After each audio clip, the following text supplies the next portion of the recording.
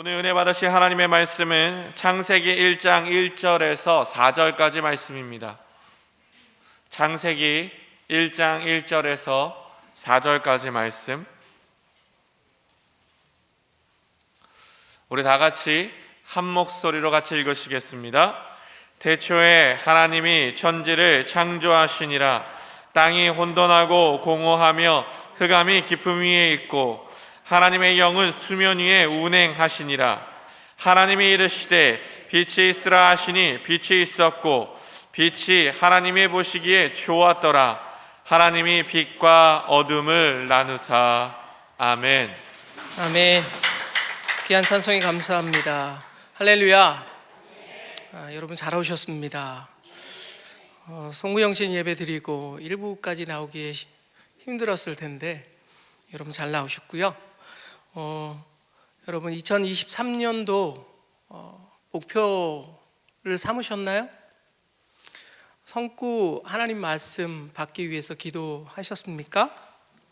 제가 우리 교구와 저에게 하나님 어떤 말씀을 주시겠습니까? 한 12월 달 들어서 이렇게 하나님께 기도했습니다. 저에게 주신 말씀은 오늘 본문이었고요. 창세기 1장 1절부터 2절까지의 말씀을 묵상하다가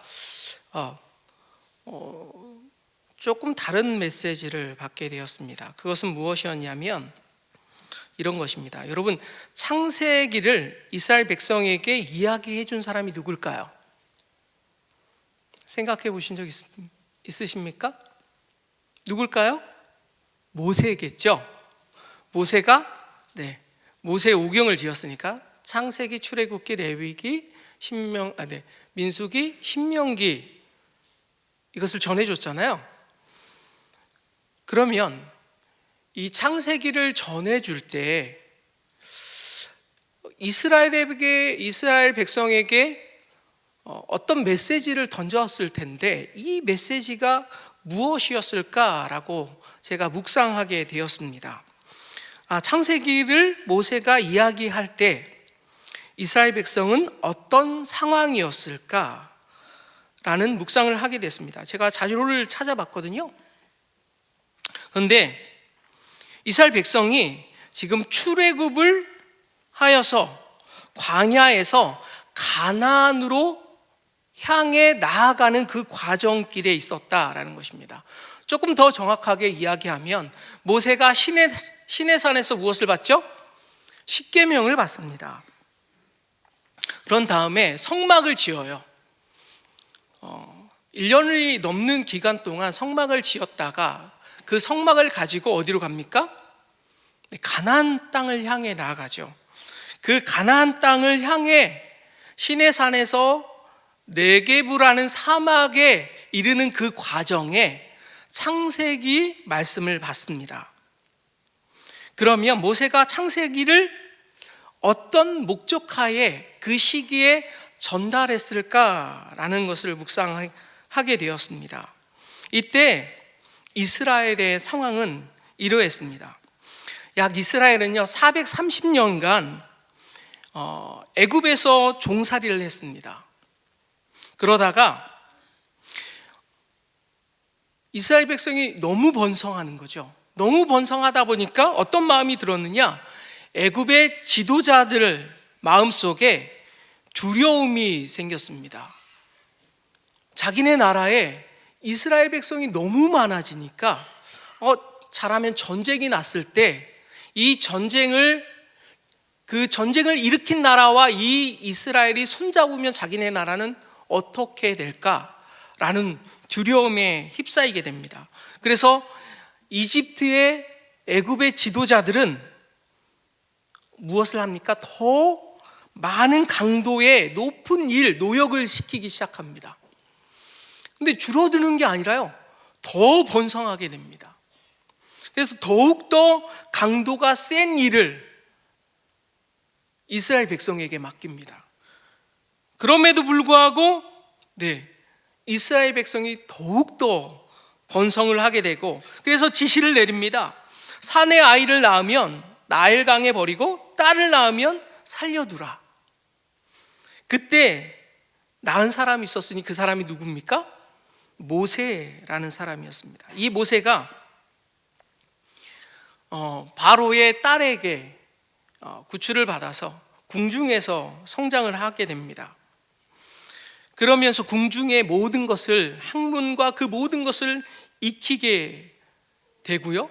이 사람이 장성했을 때 어느 날 한 애굽의 관리가 이스라엘 백성을 때리는 광경을 목격하고 그만 돌로 그 애굽의 관리를 쳐서 죽입니다.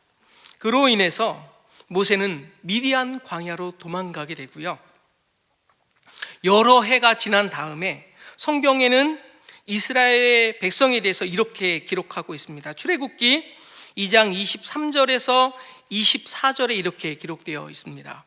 여러 해 후에 애굽 왕은 죽었고 이스라엘 자손은 고된 노동으로 말미암아 탄식하며 부르짖으니 그 고된 노동으로 말미암아 부르짖는 소리가 하나님께 상달된지라. 하나님이 그들의 고통의 소리를 들으시고 하나님이 아브라함과 이삭과 야곱에게 세운 그 언약을 기억하사 하나님이 이스라엘 자손을 돌보셨고 하나님이 그들을 기억하셨더라. 이스라엘 백성은요, 어느샌가 430년이 지나도록 하나님을 잊어가기 시작했습니다. 그런데 그의 고통이 극심해지기 시작하자 그들은 누구를 기억합니까? 하나님을 기억해내기 시작했고요, 부르짖기 시작했습니다. 방금 읽었던 구절 중에 부르짖었다라는 낱말이 3번씩이나 등장하고 있습니다. 그들이 얼마나 고통스러웠으면 하나님 앞에 부르짖었다라는 것이죠. 우리도 그렇습니다. 우리도 한참 잘 나갈 때는 하나님 앞에 구하지 않잖아요. 우리가 무엇인가 하나님 앞에 구할 상황과 여건이 되었을 때, 물론 잘 신앙생활을 하시는 분들이 계시지만 우리는 대체적으로 무엇인가 등 따숩고 배부러지기 시작하면 하나님을 멀리하기 시작합니다. 그러다가 우리의 상황이 어려워지기 시작하면 하나님 앞에 부르짖었죠. 이스라엘도 그랬다라는 것이죠. 그렇게 부르짖자 하나님께서 이스라엘 백성을 구원하시기로 작정하시고 모세를 부르십니다. 그 모세를 통하여 애굽에서 이스라엘 백성을 데리고 탈출하게 됩니다. 탈출할 때의 과정, 하나님이 10가지의 재앙을 내리시고요, 또한 어려웠던 홍해를 가르고, 그리고 시내의 광야에 이르렀을 때 그들은 물이 없어서, 물을 찾을 수가 없어서 하나님 앞에 원망하고 물이 쓰다고 원망했으며, 또한 먹을 것이 없다고, 고기가 먹고 싶다고 성경의 표현에 의하면 어른들이 울었습니다. 그렇게 원망과 탄식과 또한 모세에 대해서, 그 리더십에 대해서 원망하고 불평하고 심지어는 대항하기까지 합니다. 이스라엘에게 하나님께서 수많은 기적과 권능을 보였음에도 불구하고 그들은요, 여전히 애굽대의 종의 모습의 습관을 버리지 못하고 원망하며 불평했으며 하나님의 세우신 모세에게 대들기까지 합니다. 그러자 하나님께서 그들에게 하나님을 알게 하시고자 하나님께서 율법을 주십니다. 십계명을 주시고 하나님과 이스라엘 백성 간의 언약을 맺습니다. 그런데 율법으로 부족했습니다. 그때 무엇을 하나님께서 주시냐? 이 바로 창세기의 말씀을 주십니다. 그래서 시내산에서 네게부에 이르는 그 사막 가운데 하나님께서 모세를 통하여 창세기의 말씀을, 하나님이 어떤 분이신가를 계시하시기 시작합니다. 그래서 오늘 본문을, 말씀을 묵상하는데 여러 가지의 말씀이 있겠지만 3가지의 메시지를 저는 전달하고자 합니다. 첫 번째, 창세기 오늘 본문을 통하여 하나님이 전달하고 싶었던 메시지, 첫 번째는 하나님의 백성을 잊지 말라라는 것입니다. 여러분, 태초에 하나님이 천지를 창조하시니라, 어떻게 생각하십니까? 우리는 매일마다 주기도문을 할 때마다 이렇게 고백합니다. 하늘에 계신 우리 아버지요. 이 말씀과 태초에 하나님이 천지를 창조하시냐 말씀에 우리가 간구하는 것이 있습니다. 하늘에 계신 우리 아버지요, 하늘에 계시다. 목사님께서 말씀하시지만 여기서 하늘은요, 원어에는 복수로 나와 있습니다. 여러분, 하늘이 어떻게 복수일까요? 생각해 보신 적 있습니까? 당시의 하늘, 성경에 나오는 하늘은요, 신약이나 구약이나 하늘이라고 지칭할 때는 물론 스카이라고 표현하기도 하지만 대부분 헤븐이라고 표현을 합니다. 그래서 여기서 하늘은요, 두 가지의 하늘입니다.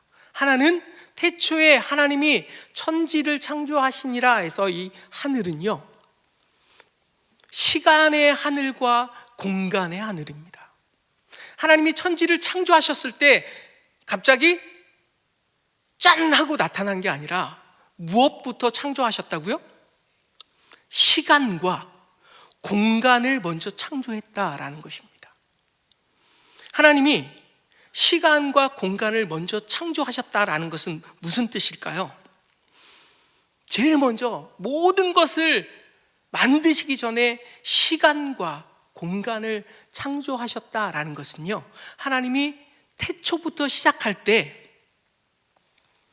하나님이 시간을 만드실 때, 그 모든 것을 다 계산하시고 만드실 때 처음부터 그 시간을 창조하실 때 계셨다라는 것이죠. 그것은 모든 것을 다 알고 계시다라는 뜻입니다. 또한 우리 하나님은 어떤 하나님입니까? 네, 알파와 오메가잖아요. 시간의 끝을 또한 알고 계신 하나님이시라는 것입니다. 그 뜻은 하나님은요, 모든 것을 다 알고 계시다는 뜻입니다. 이것을 한자로 표현하면 전지전능입니다. 하나님이 처음부터 그 생성을 보고 계셨고 알고 계셨고 또한 만드셨기 때문입니다. 그 끝을 알고 계시기 때문입니다. 그 하늘이란 뜻은 하나님은 전지전능하시다라는 뜻을 품고 있다라는 것입니다. 그러니까 하늘에 계신 우리 아버지요 라는 뜻은요, 나는 전지전능한 하나님을 믿는다, 고백한다라는 뜻입니다. 또한 공간의 하늘을 창조했다라는 뜻은요,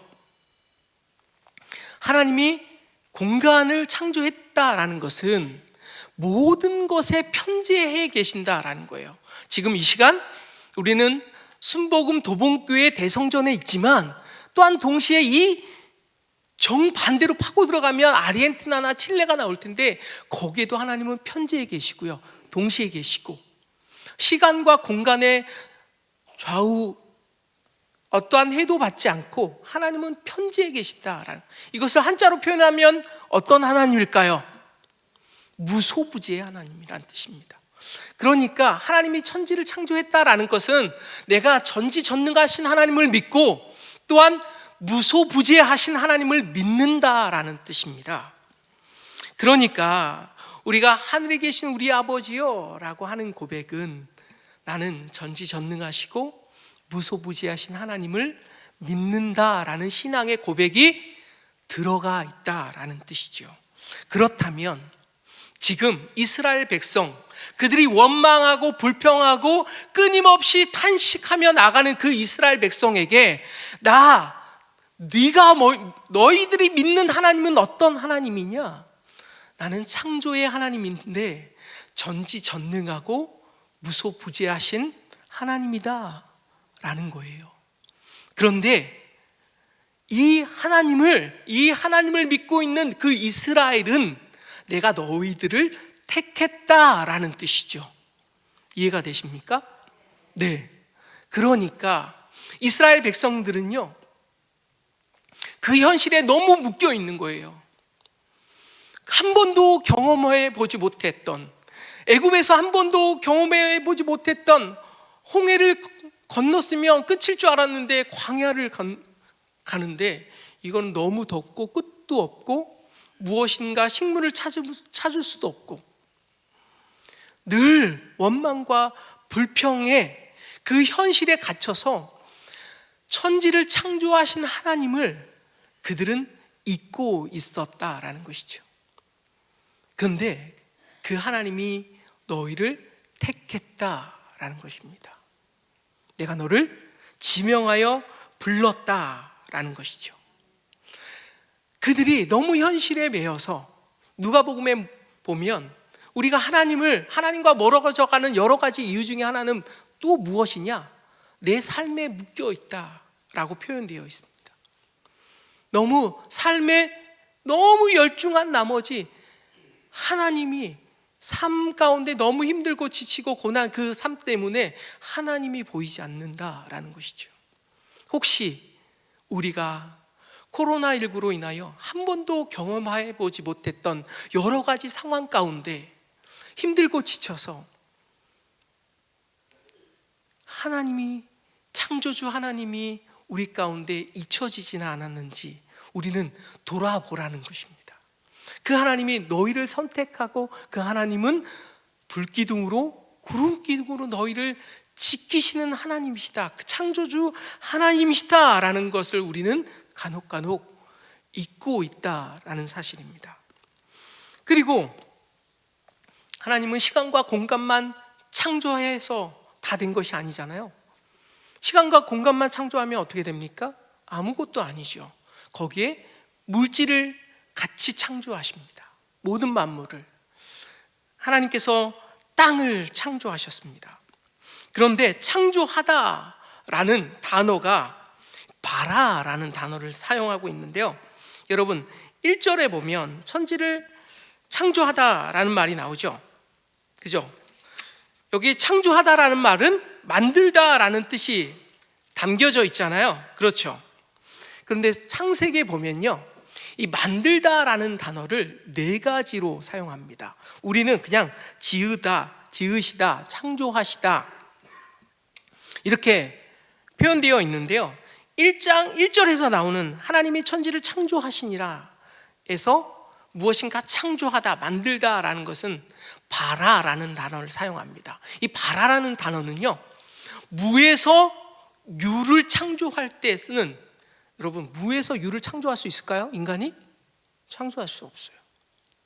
무에서 유를 창조하시는 분은 오직 하나님만 하실 수 있다라는 것이죠. 그래서 이 바라라는 단어는요, 하나님만 사용합니다. 하나님만 사용할 수 있는, 베르시트 바라 엘로힘, 하나님이 천지를 창조하시니라 라고 했을 때 이 바라는 하나님만 사용할 수 있는 단어입니다. 그런데 또 무엇인가 만들다, 짓다라는 단어가 있습니다. 아싸라는 말을 사용합니다. 아싸라는 말은요, 7절 보세요. 하나님이 궁창을 만드사, 궁창을 만드사 궁창 아래 물과 궁창 위의 물을 나뉘게 하시고 그대로 되니라 이렇게 나와 있잖아요. 여기서의 궁창은요, 아싸입니다. 무엇인가 재료를 가지고 무엇인가 재료를 만드는 것, 그때 아싸를 사용합니다. 그리고 또 만들다라는 단어가 야차르라는 단어를 쓰는데요, 2장 7절에 나와 있습니다. 2장 7절 한번 보세요. 네, 성경을 가지고 계십니까? 2장 7절에 뭐라고 나와 있어요? 야훼 하나님이 땅의 흙으로 사람을 지으시고 생기를 그 코에 불어 넣으시니 사람이 생명이 되니라 이렇게 나와 있잖아요. 사람을 지으시다, 여기에 만들다라는 단어는요, 야차르입니다. 무엇인가 정교한 것을 만들 때 사용하는 단어 야차르. 또 만들다라는 단어가 또 하나가 있는데 2장 22절입니다. 야훼 하나님이 아담에게서 취하신 그 갈빗대로 여자를 만드시고 그를 아담에게로 이끌어 오시니, 여기서 여자는요, 빠나라는 단어를 사용하는데 세밀하게 계획하고 그 계획에 따라 점차적으로 어떤 것을 만들어가는 과정을 사용할 때 이 빠나라는 단어를 사용합니다. 그래서 하나님이 여러 가지 모양으로 여러 가지의 많은 것을 일을 하셨는데 우리를 창조하셨을 때 바라라는 단어를 창조했다라는 것입니다. 제가요 일하면서 가장 힘들 때가 어느 때가 가장 힘드냐면 거의 무에서 유를 창조할 때 이때가 가장 힘들어요. 무슨 뜻이냐? 무엇인가 아무것도 해보지 않은 것을 계획하고 무엇인가 실행에 옮길 때가 제일 힘들어요. 무엇인가 전도 축제를 하면 전도 축제는 우리가 해봤잖아요. 그리고 여러 가지 기록이 남아 있잖아요. 그리고 여러 사람들이 해본 기억도 있잖아요. 그런 것은 잘 짜면 수월하게 갈 수 있습니다. 그런데 생전해보지 못한 어떤 것을 기획해서 무엇을 해본 적도 없는 사람과 같이 하려면 너무 힘듭니다. 그런데 하나님은요 그 모든 것을 무에서 유를 창조하셨다라는 것이죠. 모세가 이 말씀 속에 이스라엘 백성에게 어떤 메시지를 전해주고 있느냐? 그와 같이 그 무에서 유를 창조하신 그 능력의 하나님이 또한 당신의 백성을 이스라엘 백성으로 삼으셨다라는 것이죠. 여러분, 민족이 얼마나 많아요? 큰 강성한 민족이 얼마나 많습니까? 그 팔레스타인 좁은 땅에, 여러분 팔레스타인 땅이 얼마나 땅인지 아세요? 강원도만한 땅입니다. 여러분, 이스라엘 백성이 이스라엘의 땅만한 그 크기가 지금의 우리나라의 강원도만한 땅이에요. 하나님이 당신의 백성을 선택할 때 큰 민족을 좀 선택하시지 왜 굳이 작은 민족 이스라엘 백성을 선택하셨을까요? 그냥 하나님의 뜻이죠, 그것도. 그런데 하나님이 그 조그만 민족을 당신의 백성 삼으시겠다라고 결정하셨다라는 거예요. 큰 백성도 있고 큰 나라가 될 제목도 여러 민족들이 있었을 텐데, 그러나 하나님은 그를 당신의 백성 삼으시고 그를 택하여 사용하시기 위해서 애굽에서 포로되었던 애굽에서 종살이 했던 그 이스라엘 백성을 굳이 그를 데리고 나와서 지금 가나안 땅으로 향해 가고 있는데, 그들은 늘 원망과 불평과 탄식과 심지어는 당신의 종으로 삼은 모세까지 치받을 정도로 그런 백성이었다라는 것이죠. 그들이 하나님을 너무 모르고 있다라는 사실입니다. 그런데 여러분, 우리도 그렇지 않나요? 이스라엘 백성이 곧 우리가 아닐까요? 우리는 하나님을 늘 알고 있다고 하지만 우리가 알고 있는 하나님은 무조건 좋으신 하나님, 물론 하나님은 좋으신 하나님이십니다. 그러나 하나님은 너무 방대하고 너무 크셔서 우리의 언어로 다 담을 수 있는 하나님이 아니란 사실입니다. 그런데 똑같이 이스라엘도 그랬다라는 것이죠. 자기의 삶에 너무 몰입되어서 하나님을 하나님으로 인정하지 않고 하나님의 그 삼으신 그 계획을 전혀 이해할 수 없는 이스라엘의 백성이었다라는 것입니다. 그런데 그 이스라엘 백성이 또한 나라는 사실을 우리는 기억해야 한다는 사실입니다. 또한 두 번째 메시지는 무엇이냐? 하나님께로부터 벗어나면 혼돈과 공허와 깊은 흑암에서 빠져나올 수 없다라는 사실입니다. 2절 보면 땅이 혼돈하고 공허하며 흑암이 깊음 위에 있고 하나님의 영은 수면에 운행하시니라 이라고 나와 있습니다. 여기서 혼돈은요, 토우라는 히브리어 단어를 사용하는데 어떤 형태가 갖추기 전의 상태를 말합니다. 우주가 탄생했으나 무엇인가 체계가 잡혀져 있지 않는 상태, 혼돈의 상태, 영어로는 케이아스, 카오스입니다. 카오스. 똑같은 단어를 이사야서 24장 10절에서 사용하고 있는데요, 약탈을 당한 성읍이 허물어지고, 또한 신명기 32장 10절에 똑같은 단어를 사용하는데 아무렇게나 버려진 황무지, 이때 똑같은 단어를 씁니다. 뭔가 약탈당해가지고 그 성읍이 완전히 황폐해졌던, 또한 아무렇게나 버려진 황무지. 저는 시골에서 자랐거든요. 그래서 몇 년 동안 신밭, 논 혹은 버려진 가옥, 지나가다 버려진 가옥을 보신 적 있으신가요? 들어가 보면 야, 차라리 그냥 자연 상태가 있는 게 낫지. 네, 가옥이 나중에 쓰지 않으면요 흉물이 되잖아요.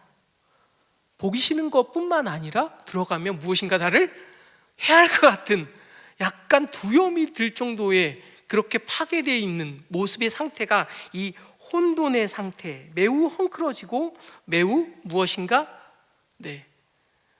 엉망인 상태를 가리키는 단어가 이 혼돈이라는 것입니다.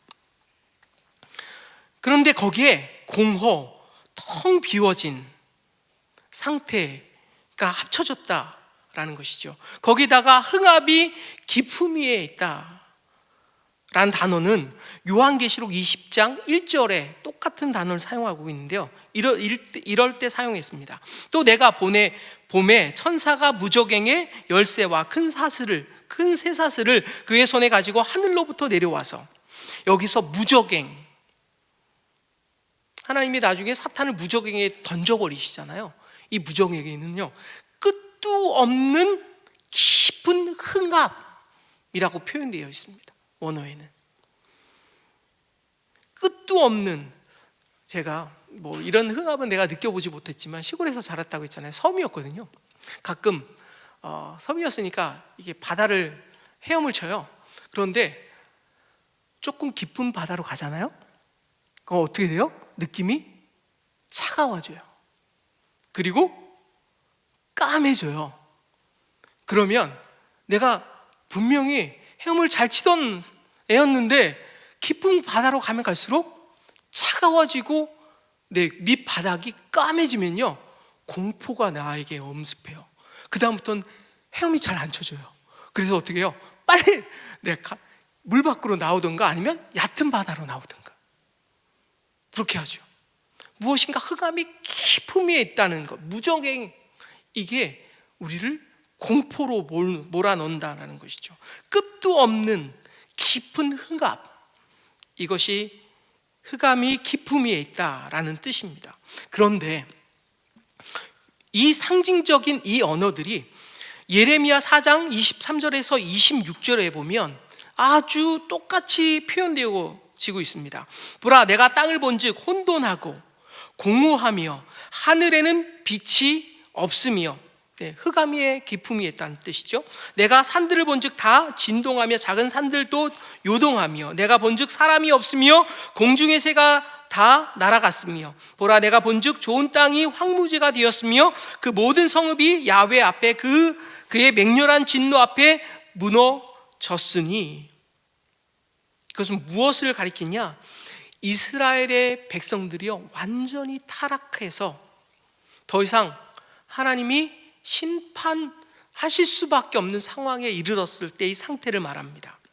그러니까 공허하며 흑암의 깊음 위에 있고 혼돈의 상태라는 것은 그와 같이 이스라엘의 타락과 1장 2절의 상태를 똑같이 놓고 있다라는 사실이죠.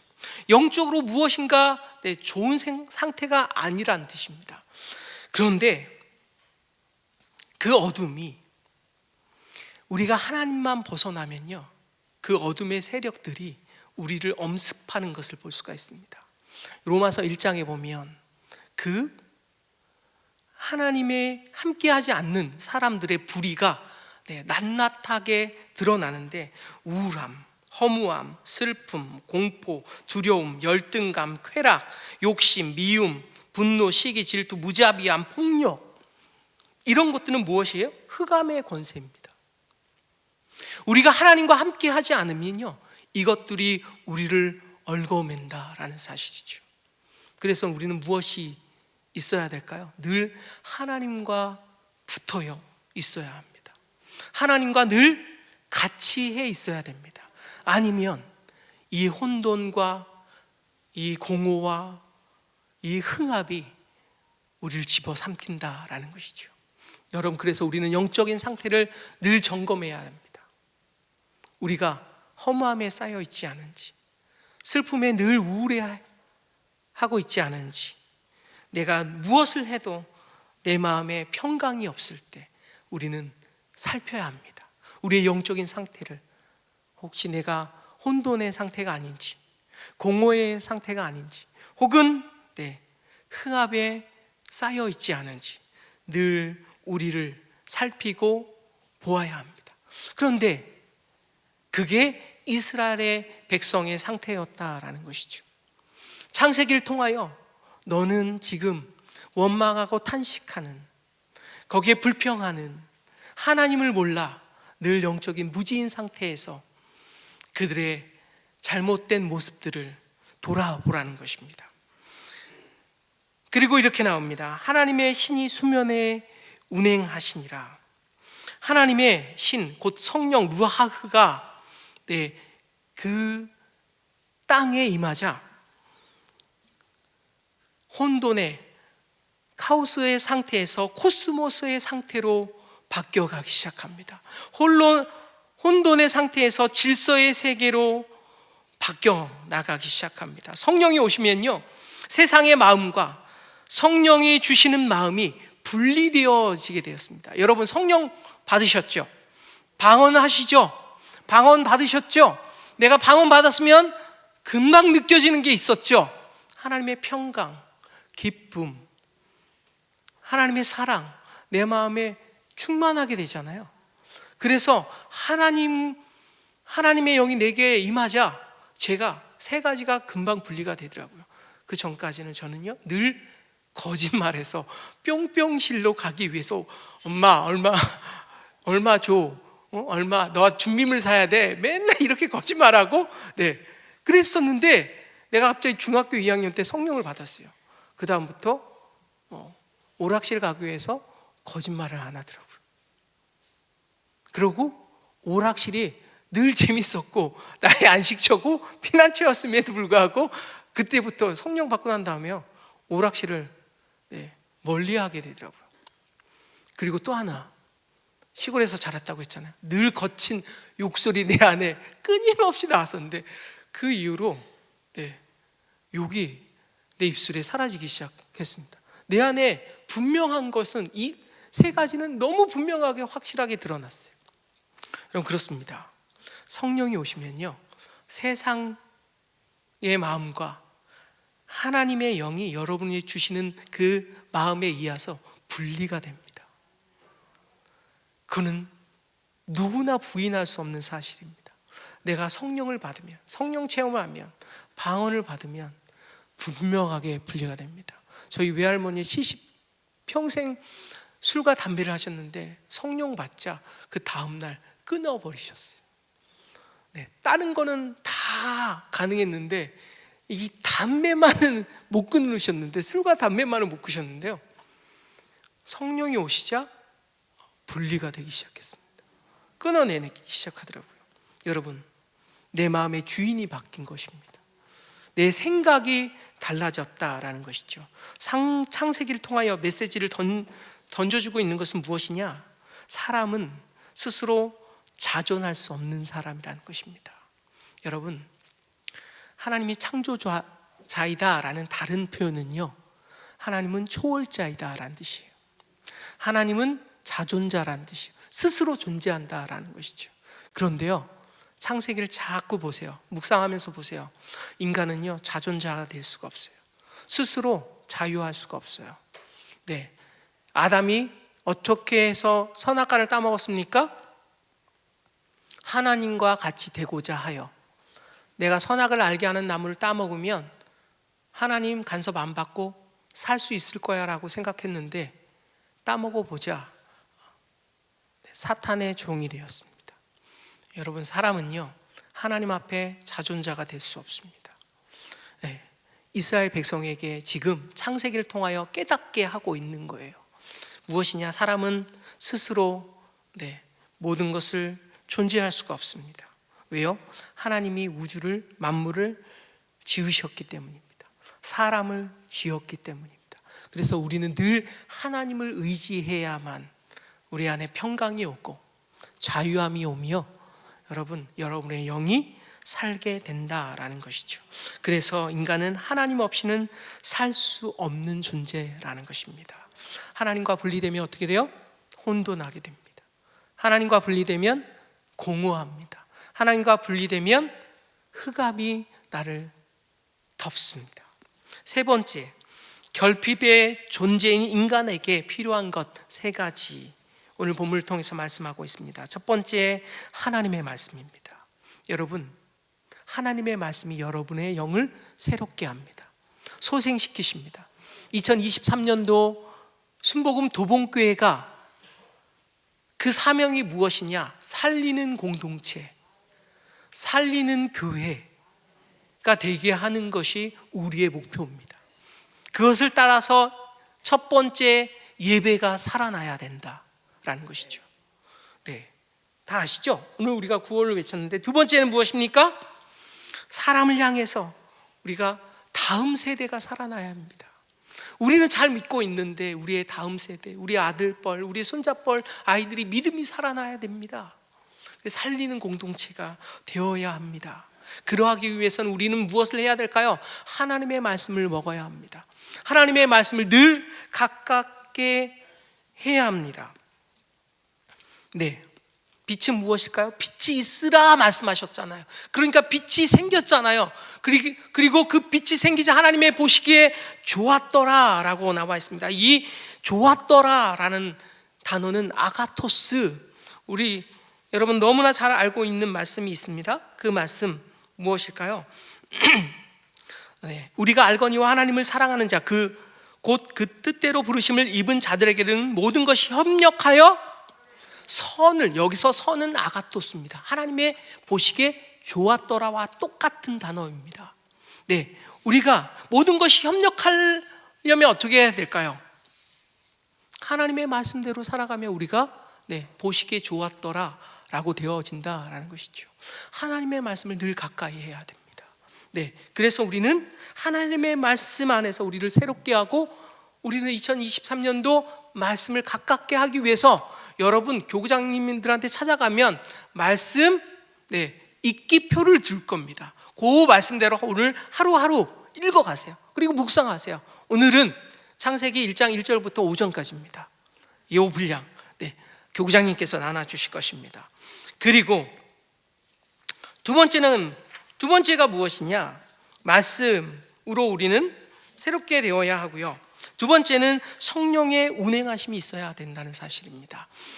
하나님의 신은 수면에 운행하시니라. 하나님의 신이 성령인데 운행하시니라 라는 단어를 찾아보면요, 아주 흥미롭습니다. 이사야서 32장 11절에 독수리가 아기새를 자기 둥지에서 떨어뜨립니다. 일부러. 그리고 그 아기새가 날갯짓을 해야 될 때가 왔는데 날갯짓을 안 하면 일부러 떨어뜨려요. 그래서 날갯짓을 하라고 떨어뜨립니다. 그러면 떨어져 죽을 수도 있잖아요. 그때 어떻게 해요? 독수리는 그 아기새를 받아냅니다. 다시 높은 곳에 올라가서 다시 떨어뜨립니다. 이때 그 행위를 운행하시니라와 똑같은 단어를 사용하고 있다라는 사실입니다. 성령께서 우리 가운데 운행하셔야 됩니다. 그래서 여러분이 스스로 날갯짓을 할 수 있는, 영적으로 자립할 수 있도록 성령께서 여러분을 도와주시는 분이시라는 것이죠. 그래서 우리의 연약함을 도우시는 분이 어떤 하나님이요? 성령의 하나님이십니다. 그리고 세 번째, 우리는 예수 그리스도께서 여러분 안에 거하셔야 한다는 사실입니다. 빛이 비추면 우리는 그냥 빛을 받아들이게 되잖아요. 그 빛이 무엇입니까? 예수 그리스도입니다. 마치 예수 그리스도를 여러분은 그냥 받아들이셔야 돼요. 그리고 우리 안에 주인으로 모셔야 됩니다. 요한복음 15장 1절에서 5절, 나는 참 포도나무요 내 아버지는 농부라. 무릇 내게 붙어 있어 열매를 맺지 아니하는 가지는 아버지께서 그것을 제거해 버리시고, 무릇 열매를 맺는 가지는 더 열매를 맺게 하려 하여 그것을 깨끗하게 하시느니라. 너희는 내가 일러준 말로 이미 깨끗하여졌으니 내 안에 거하라. 나도 너희 안에 거하리라. 가지가 포도나무에 붙어 있지 아니하면 스스로 열매를 맺을 수 없음 같이 너희도 내 안에 있지 아니하면 그러하리라. 나는 포도나무여 너희는 가지라. 그가 내 안에 내가 그 안에 거하면 사람이 열매를 많이 맺나니 나를 떠나서는 너희가 아무것도 할 수 없음이니라. 네. 창세의 말씀을 통하여 하나님의 벗어날 수 없는 존재임을 빨리 자각하고 우리의 상태를 확인하여 하나님을 더 의지하며 나갈 때 여러분 2023년도 하나님께서 여러분과 함께 할 줄 믿습니다. 기도하겠습니다.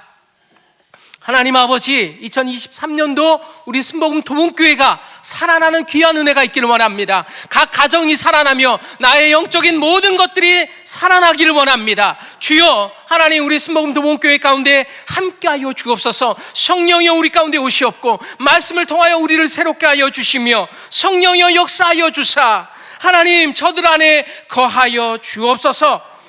예수님의 이름으로 감사하며 축복하며 기도하였습니다.